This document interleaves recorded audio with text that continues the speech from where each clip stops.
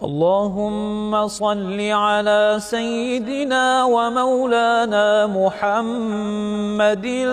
صاحب التاج والمعراج والبراق والعلم دافع البلاء والوباء والقحط والمرض والألم اسمه مكتوب مرفوع مشفوع منقوش في اللوح والقلم سيد العرب والعجم جسمه مقدس معطر مطهر منور في البيت والحرم شمس الضحى بدر الدجى صدر العلا نور الهدى كهف الورى مصباح الظلم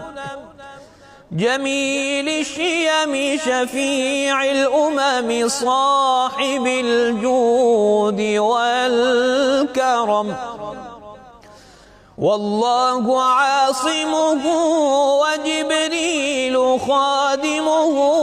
والبراق مركبه والمعراج سفره وسدرة المنتهى مقامه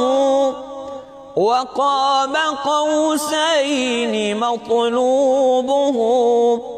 والمطلوب مقصوده والمقصود موجوده سيد المرسلين خاتم النبيين شفيع المذنبين أنيس الغريبين رحمة للعالمين راحة العاشقين مراد المشتاقين شمس العارفين سراج السالكين مصباح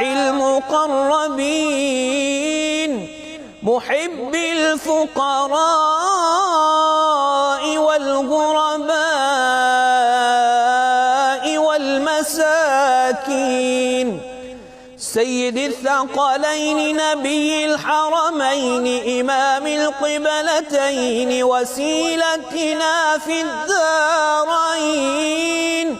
صاحب قاب قوسين محبوب رب المشرقين ورب المغربين جد الحسن والحسين مولانا ومولى الثقلين أبي القاسم محمد بن عبد الله نور من نور الله يا أيها المشتاقون بنور جماله صلوا عليه وآله وأصحابه وسلموا تسليما.